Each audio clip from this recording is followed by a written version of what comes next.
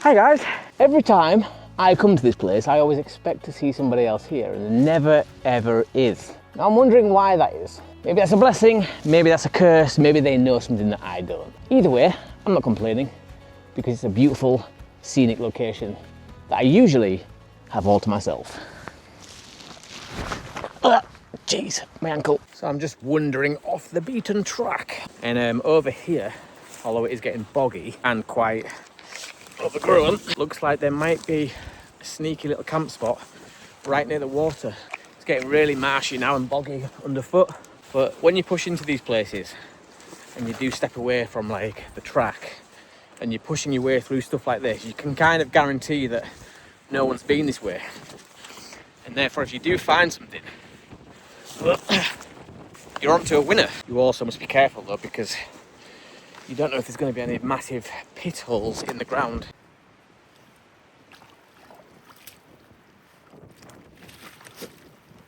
I'm about to jump over this bit here, and I don't know if I'm jumping into solid ground at the other side or something that's going to bring me up to waist deep in water, but the show must go on.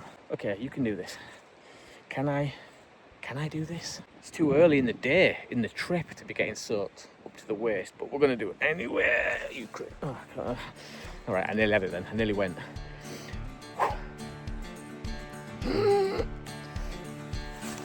Oh! My leg slipped from underneath me at the last minute, and I nearly ended up going backwards. We made it!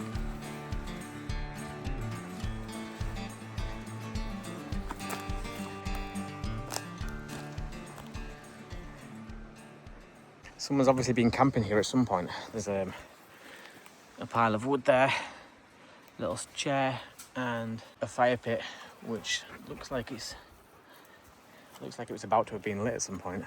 Oh, nice. There's a little stream as well running through here that feeds this pond. She's absolutely mental.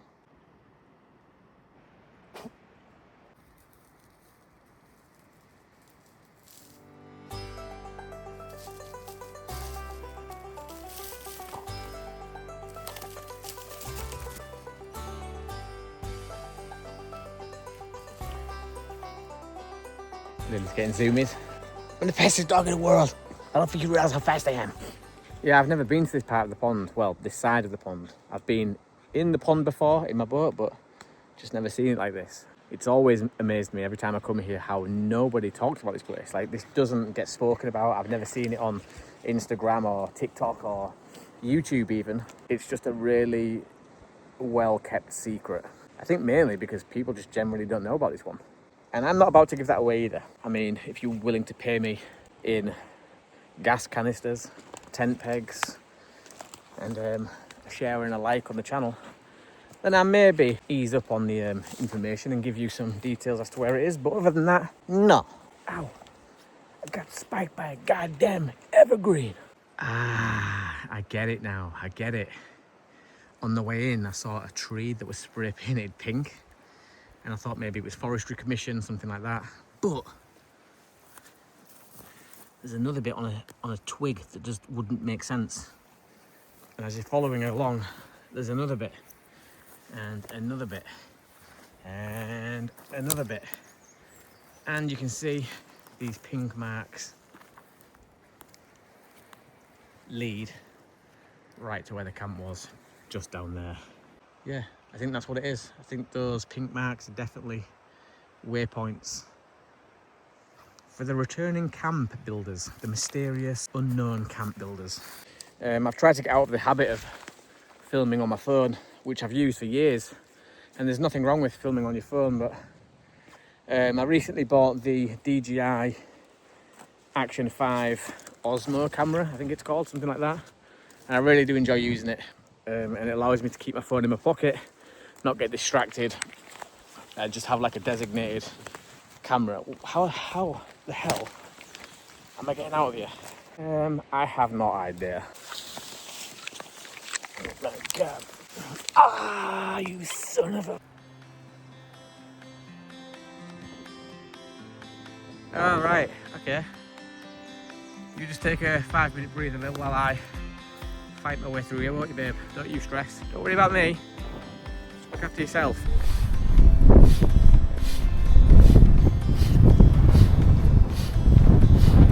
There's not too many places like this in the UK where, you know, you can find a secluded, hidden beauty spot like this. So when you do find one, I think it makes sense why you wouldn't want to attract everybody to the location.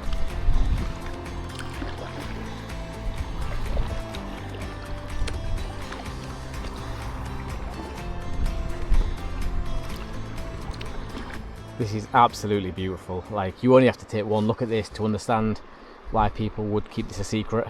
I've recently joined a few wild camping groups on Facebook, and you know, when you see those people that aren't avid outdoorsmen and doing this or haven't been doing this for a long time, you see posts about these people all the time just leaving litter and setting fire to trees, and it makes sense now when you come to a place like this why people would want to keep it a secret.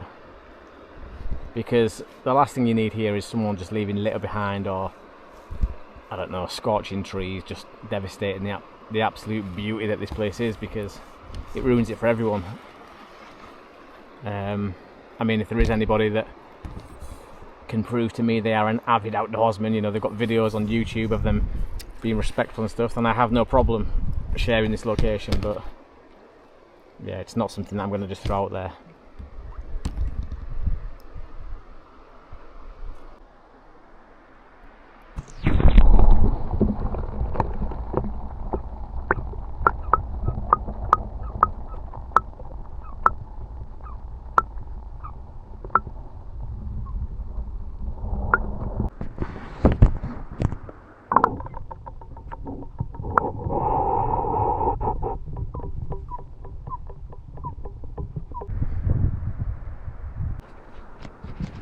Funny. Watch me trying to get out of this thing. Now the last thing I want to do is throw the paddle to the side in case I can't reach it and the boat starts drifting off without a paddle. That would be worst case scenario. Now I think I can stand up in this boat, but I'm pretty sure. Oh, jeez, oh. Yeah, I'm pretty sure I can. Right. Hold on to the glass. Out we step. And we're done. Oh yeah.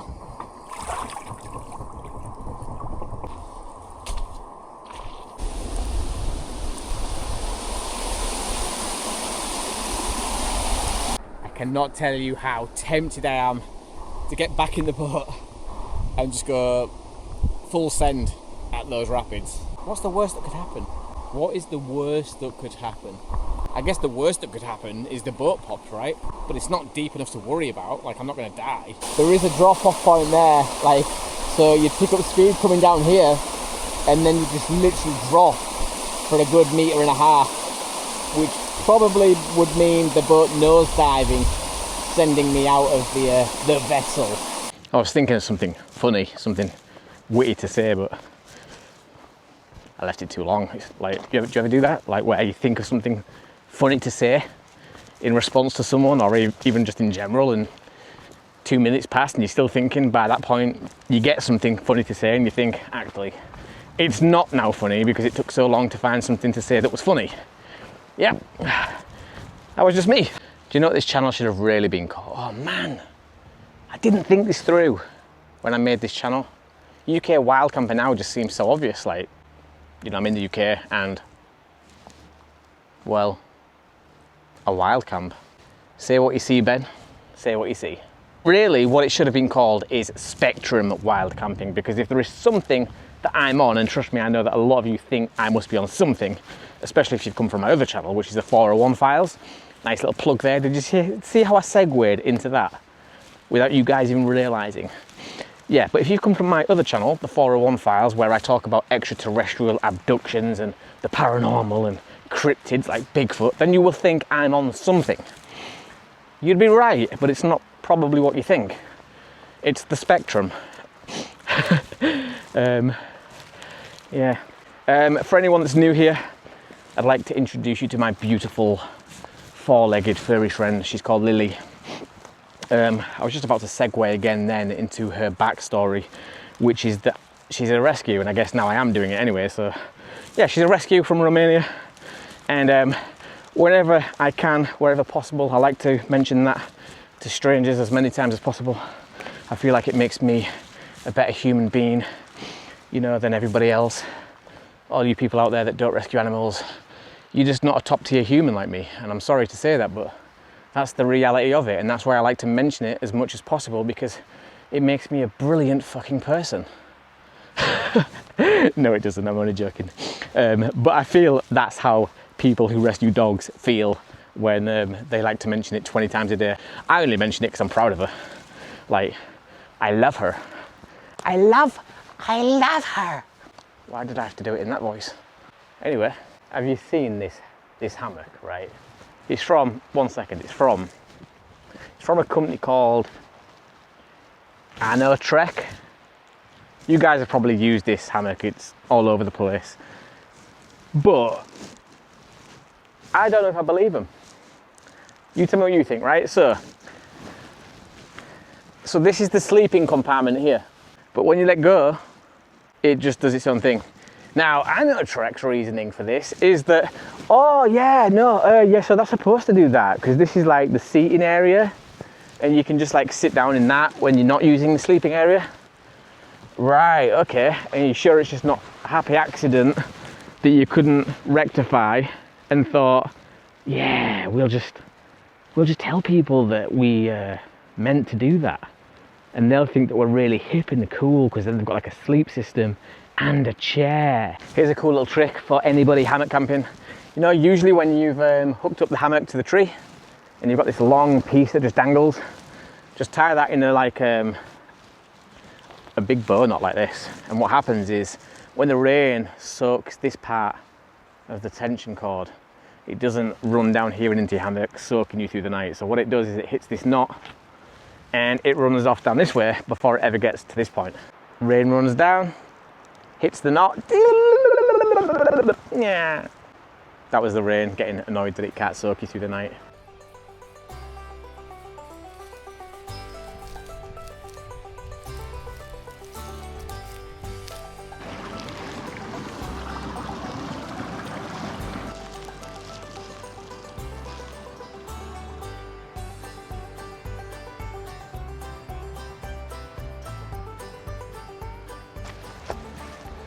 I've just been following this game trail for a while. Lily started on it first, obviously, with all the different scents that'll be on it. And I just thought, I've never actually been up this way, so... I mean, it's a heavily used game trail. You can tell with all the hoof prints and how turned over the mud is. Oh, it's slippy.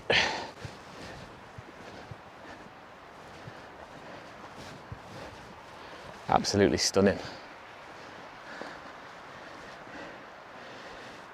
This is why I get out. This is what I love to do, is just follow game trails, follow where the wildlife has been going, not where humans have been going. A lot of the times we seem to stick to the tracks, and I just don't think it's necessary. In fact, most of the best places that I've ever come across are from following the footsteps of the animals that live in this area.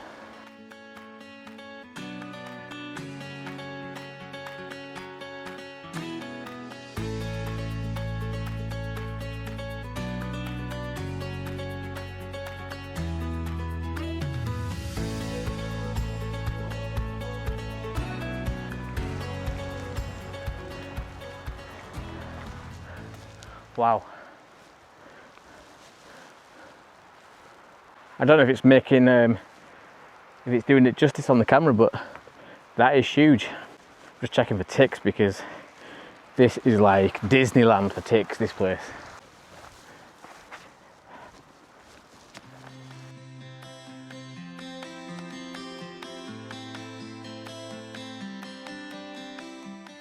There's certainly worse ways to be spending a Tuesday night. For example, you could live in Bradford or Leeds or London.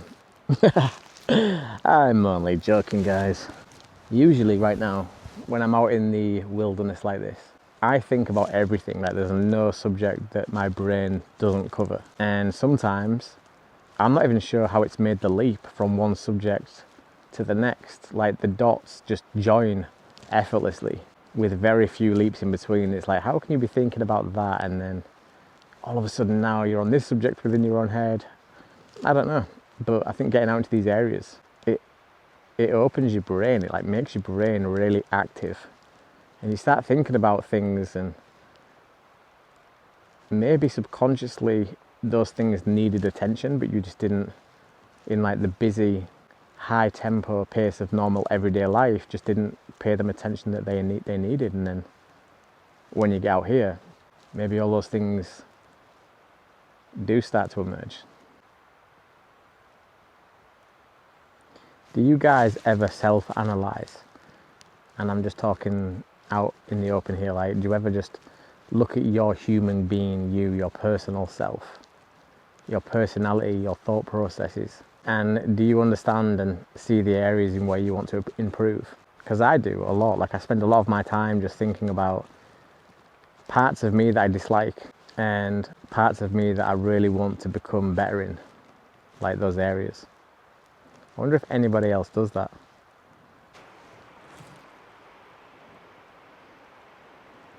So yeah, sorry guys, this is only a random quick video to check in, but there are bigger, longer overnight camp videos coming very, very soon. If you can, I'm going to keep saying this, please do share the content. Before you even subscribe, like, and comment, share. Please do share, because that's the only way that people are going to find out about this channel.